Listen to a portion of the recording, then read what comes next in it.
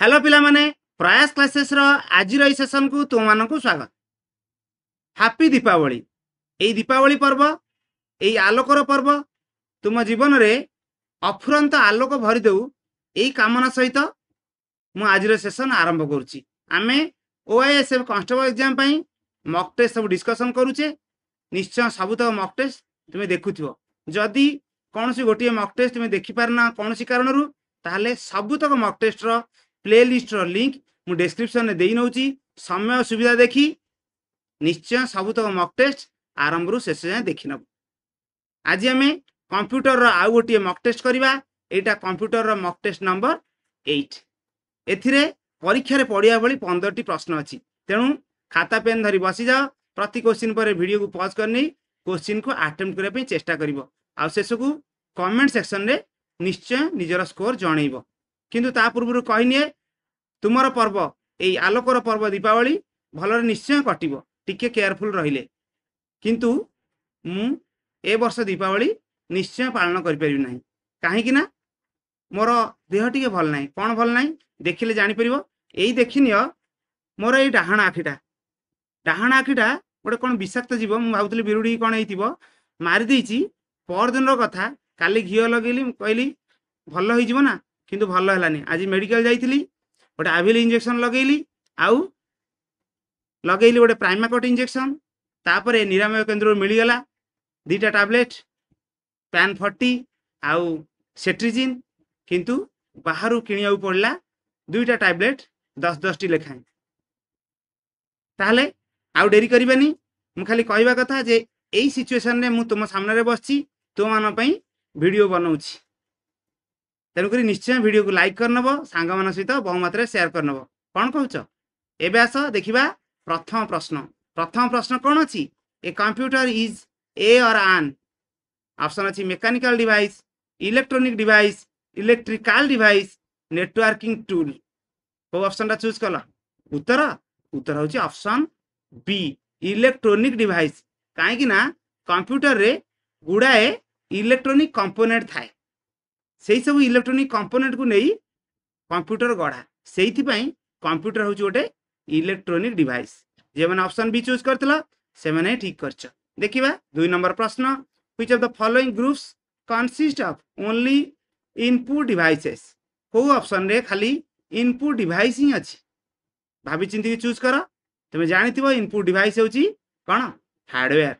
जो हार्डवेयर द्वारा आमे सिस्टम को माने कंप्यूटर को डाटा इनपुट करथाउ तापर जाई कि कंप्यूटर ताकू से डाटा को प्रोसेसिंग करथाए।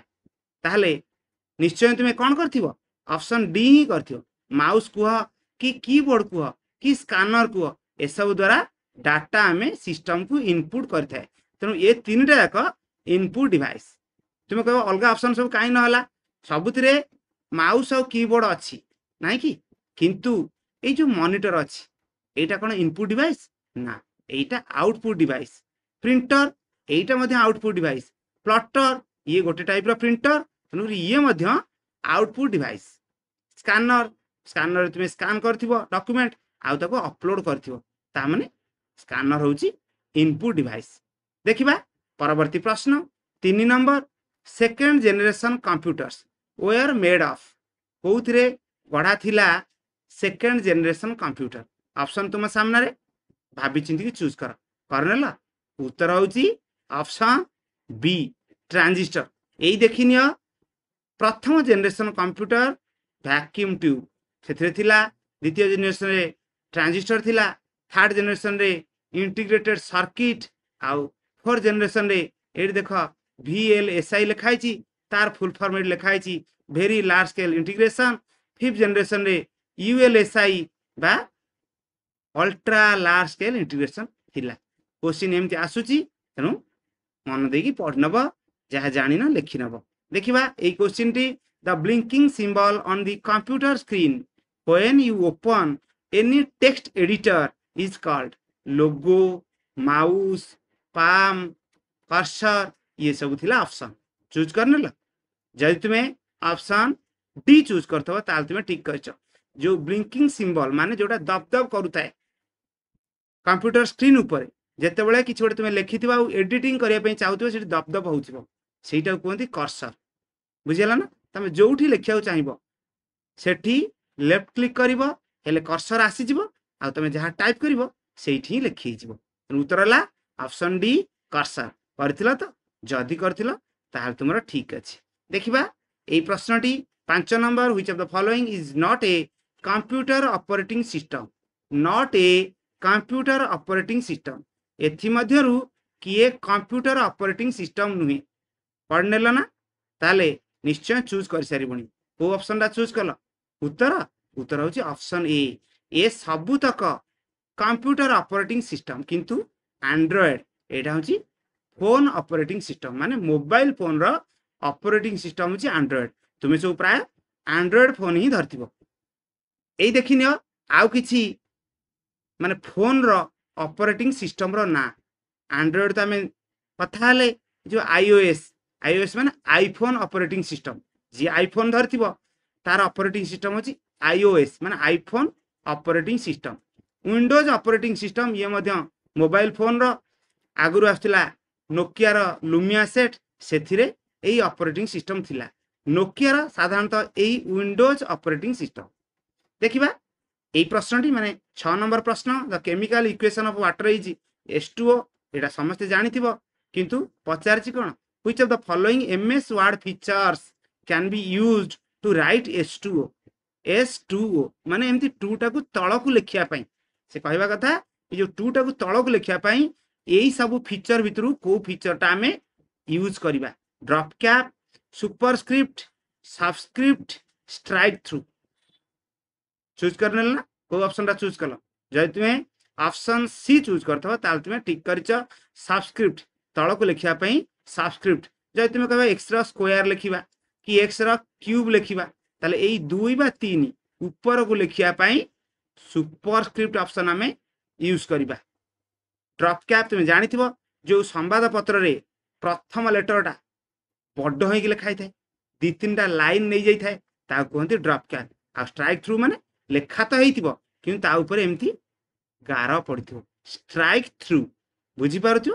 ଷ୍ଟ୍ରାଇକ୍ ଥ୍ରୁ ମାନେ ଏମିତି ଗାର ପଡ଼ିଥିବ। ଦେଖିବା 7 নম্বର ପ୍ରଶ୍ନ। which of the following is not a valid paragraph alignment in MS Word? MS Wordରେ ଏଥିମଧ୍ୟରୁ କିଏ ଗୋଟେ ଭ୍ୟାଲିଡ୍ ପାରାଗ୍ରାଫ ଆଲାଇନମେଣ୍ଟ ନୁହେଁ? Right, top, justify, left.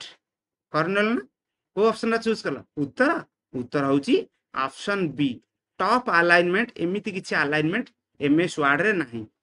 Left alignment ଅଛି, ରାଇଟ୍ ଆଲାଇନମେଣ୍ଟ ଅଛି, ଜଷ୍ଟିଫାଏ ଆଲାଇନମେଣ୍ଟ ମଧ୍ୟ ଅଛି, ଆଉ ଗୋଟେ ଆଲାଇନମେଣ୍ଟ ଅଛି ସେଣ୍ଟର ଆଲାଇନମେଣ୍ଟ, କିନ୍ତୁ ଟପ୍ ଆଲାଇନମେଣ୍ଟ କିଛି ନାହିଁ। ଏଇ ଦେଖିନିଅ, এইটা ହେଲା ଦେଖ লেফট আলাইনমেন্ট মানে পুরা প্রথমରୁ ହିଁ ଆରମ୍ଭ ହେବ। ଏଇଟା ଦେଖ, ଏଇଟା ହେଉଛି ସେଣ୍ଟର ଆଲାଇନମେଣ୍ଟ। এইটা ଡାହାଣ ପଟ ଦେଖ ସବୁ ସମାନ ଅଛି, ଏଇଟା ରାଇଟ୍ ଆଲାଇନମେଣ୍ଟ। ଆଉ ଏଇଟା ଜଷ୍ଟିଫାଏ। ଏଇ ଆଲାଇନମେଣ୍ଟର ନାଁ ହେଲା ଜଷ୍ଟିଫାଏ। ବାଁ ଡାହାଣ ଉଭୟ ପଟ ସମାନ ଅଛି। ଏଥିପାଇଁ ଆମେ ସର୍ଟକଟ କି Ctrl+L, ଆଉ ଏଇ ରାଇଟ୍ ଆଲାଇନମେଣ୍ଟ ପାଇଁ Ctrl+R, ଆଉ ଜଷ୍ଟିଫାଏ ପାଇଁ Ctrl+J, କିନ୍ତୁ ସେଣ୍ଟର ଆଲାଇନମେଣ୍ଟ ପାଇଁ କ'ଣ ଭାବୁଛ କି Ctrl+E? ଯଦି ଏମିତି ଭାବୁଛ ତାହେଲେ ତୁମେ ଭୁଲ କରୁଛ। କ'ଣ ଠିକ୍ ଉତ୍ତର? ସେଣ୍ଟର ଆଲାଇନମେଣ୍ଟ ପାଇଁ ଲେଖି କମେଣ୍ଟ ସେକ୍ସନରେ ନିଶ୍ଚୟ ଜଣେଇବ। ସେଣ୍ଟର ଆଲାଇନମେଣ୍ଟ ତାର ସର୍ଟକଟ କି କ'ଣ? এইটা তোমার ପାଇଁ ପ୍ରଶ୍ନ। ଦେଖିବା ପରବର୍ତ୍ତୀ ପ୍ରଶ୍ନ। which of the following keyboard shortcut is used to switch between open apps in Windows 10? Windows 10 ରେ ଯଦି ଗୁଡ଼ାଏ ସାରା ଆପ୍ ଖୋଲିଥିବ ତୁମେ, ତାହେଲେ ଗୋଟେ ଆପ୍ରୁ ଆଉ ଗୋଟେ ଆପ୍କୁ ଯିବା ପାଇଁ କୋଉ କିବୋର୍ଡ ସର୍ଟକଟ୍ ତୁମେ ୟୁଜ୍ କରିବ? ଅପସନ୍ ତୁମ ସାମ୍ନାରେ, ପଢ଼ିନିଅ ଆଉ ଚୁଜ୍ କର। ଚୁଜ୍ କରିନେଲ? ଉତ୍ତର ହେଉଛି ଅପସନ୍ ସି, Alt+Tab। এই ସର୍ଟକଟ୍ କି ୟୁଜ୍ କଲେ ଗୋଟେ ଆପ୍ରୁ ଆଉ ଗୋଟେ ଆପ୍କୁ ତୁମେ ସୁଇଚ୍ କରିପାରିବ, ଯାଇପାରିବ। ଦେଖିବା ପରବର୍ତ୍ତୀ ପ୍ରଶ୍ନ 9 number. The main page of a website is called as? ୱେବସାଇଟ୍ର ମେନ୍ ପେଜ୍କୁ କ'ଣ କୁହନ୍ତି? Home page, browser page, search page ନା ବୁକ୍ ମାର୍କ? କରିନେଲ? सहज प्रश्नटी थिला निश्चय तुमे समस्ते ऑप्शन ए ही करिथिबो वेबसाइट रो मेन पेज को होम पेज ही कहंती तेनु जे माने ऑप्शन ए चूज करछ से माने ठीक करछ देखिबा 10 नंबर प्रश्न which type of storage device is a hard disk टा को टाइप रो स्टोरेज डिवाइस ऑप्शन तुम सामना रे कौन अच्छी पढ़नियो निजे टर्शियरी ऑफलाइन प्राइमरी सेकेंडरी ये सब थिला ऑप्शन को टाइप रो स्टोरेज डिवाइस होची हार्ड डिस्क कौन कल जदि तुम्हें ऑप्शन डी चूज करथो ताल तुम्हें ठीक करछ सेकेंडरी स्टोरेज डिवाइस होची हार्ड डिस्क आउ किछि डिवाइस देखिनबा किए प्राइमरी आउ किए सेकेंडरी प्राइमरी तुम्हें जानिथिबो रैम आउ रोम ए लिखाई देख रैम रोम ये होची प्राइमरी मेमोरी सेकेंडरी मेमोरी बा सेकेंडरी स्टोरेज डिवाइस किए CD DVD floppy disk hard disk ये सब सेकेंडरी स्टोरेज डिवाइस देखिबा परवर्ती प्रश्न 11 number 10 nibbles are equal to dash bits 10 nibble केते बीट सहित समान ऑप्शन तुम सामना रे जदि जानिथिबो कर नहले स्किप कर जदि तुम्हें ऑप्शन सी चूज करथिबो ताल तुम्हें ठीक करछ काहे कि ना गोटे निबुल होची 4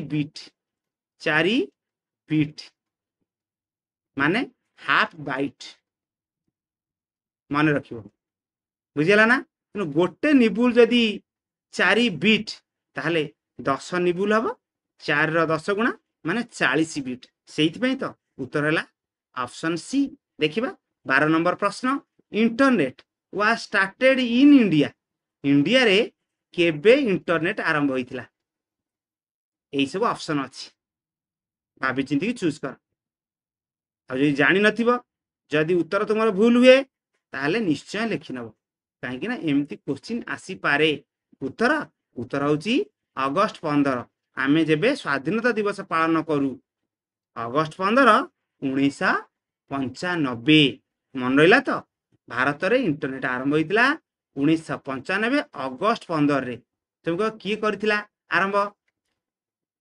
VSNL विदेश संचार निगम लिमिटेड एबे BSNL अछि ना BSNL सिम के यूज करथिबो BSNL किंतु जो इंटरनेट हमर आरंभ होइतिला VSNL द्वारा भी रेला विदेश VIDESH आउ एस रे संचार एन निगम एल लिमिटेड जेमिति BSNL रे एस्टा कोन संचार एनटा निगम एलटा लिमिटेड सेमती VSNL फुल फॉर्म विदेश संचार निगम लिमिटेड एटा भी प्रश्न रे आसी पारे देखिबा परवर्ती प्रश्न 13 number in MS Excel what is a cell कोन a group of rows a single box in a spreadsheet a page in the workbook a chart करनेलो जय तुम्हें ऑप्शन बी चूज करथो ताल तुम्हें ठीक करछ ए सिंगल बॉक्स एई देखिनियो ए सब जो बॉक्स देखु तो एइटा हौ कि एइटा हौ कि एइटा हौ कि एइटा हौ कि एइटा हौ जोटा भी देखुछ जेते सारा बॉक्स देखुछ सी सब गोटे गोटे सेल सी रो आउ कॉलम रो इंटरसेक्शन जोगु सृष्टि होइताय एई सेल ना कोन A1 आगो आमे कॉलम ना कहिबा ए कॉलम तापरे रो 1 एई सेल ना होची B1 तनकरी एई प्रश्नर उत्तर कोन हला ए single box in a spreadsheet देखिबा नेक्स्ट क्वेश्चन माने 14 नंबर चाहू चाहू आमे आसी लास्ट बट वन क्वेश्चन रे पहुंची गले ताले एई प्रश्नटी पढि नबा in PowerPoint which of the following views displays each slide filling the screen and delivers the presentation to the audience option slide sorter slide show slide presentation reading view को option रा choose कलो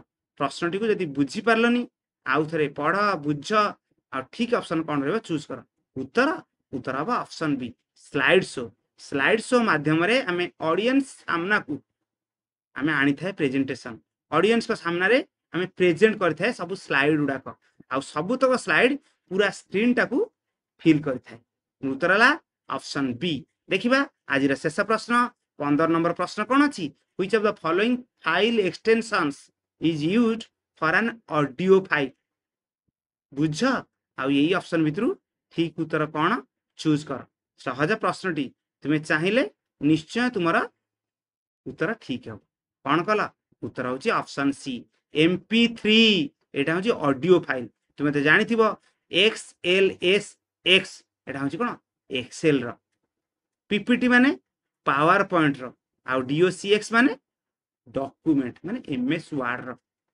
बुझीगला ना आमर सबुतक प्रश्न discussion सरी जाइए समुदाय 15टी प्रश्न थिला केते स्कोर रहिला ता कमेंट सेक्शन जनइबो जदि किछि सुचिंत मतामत थाए ताहले ताहा मध्ये जनइबो आउ एबे जाय जदि वीडियो को लाइक करनो ताहले तुमे तो किछि ठीक करनो तेणु एबे किंतु करि पारिबो तुमी एते भी डेरी हेई जायनी लाइक करनियो सांग मन सहित बहु मात्रा शेयर करनियो ताहले आज पई एतिकी तो मतामत अपेक्षा रहउची पुणी आर थरकू खूब शीघ्र आ गोटे वीडियो नहीं तुम सामने हाजर हेबी सेतेबेले जाय रहउची थैंक यू ऑल।